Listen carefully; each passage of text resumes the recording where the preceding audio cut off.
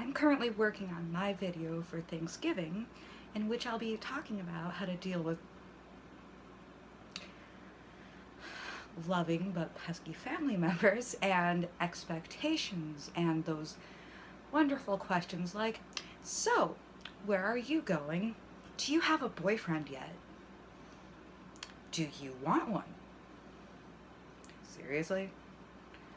No, we did not invite the matchmaker for Thanksgiving. The basics, what do I do if I have an episode in front of people I love, people who may or may not be somewhat terrifying? That's coming up for Thanksgiving, and I'm going to go and find my video from last Thanksgiving about how to deal with well-meaning family members.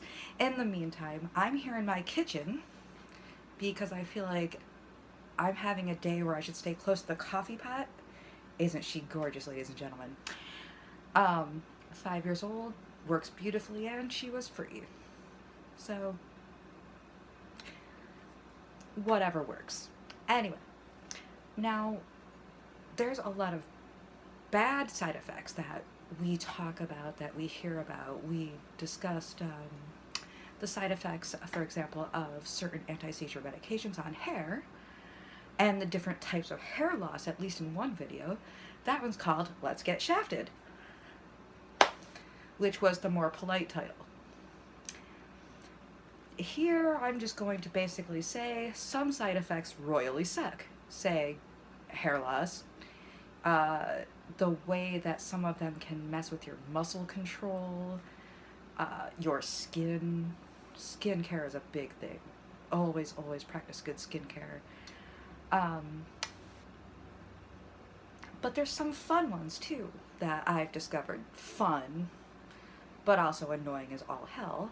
One of them being, for example, that my brain changed over time and brought up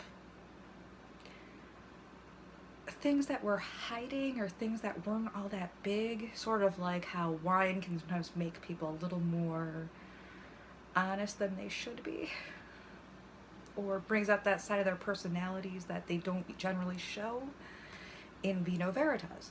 Now, one of those little side effects is a tendency towards synesthesia, which as a child I'd occasionally get a taste in my mouth if you mentioned certain things. And to explain synesthesia, basically it's when your brain basically gives something. There's that meme that goes around, trying to understand what certain people say is like trying to smell the number 9. And it's quite true. Although my brain says something like, well, you know, for me it's blackberries. 9. Yeah. Some people will be able, so I can honestly nail down and say that the number 9 to me smells like blackberries. And it's a lovely scent. But there's also some annoying things too, and just some things that leave a bad taste in your mouth. So among all those things, now how do I deal with all these? Well, I'm working on that. I'm currently in a bit of a mood. Whew. I'm gonna say sometimes you turn on something fun, some video that's not about anything really important.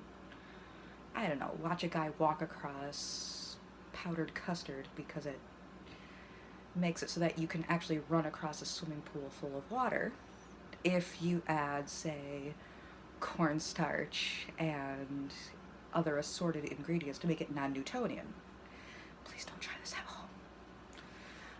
And also don't clog up your swimming pools with cornstarch and or pudding, which is what we Americans call custard.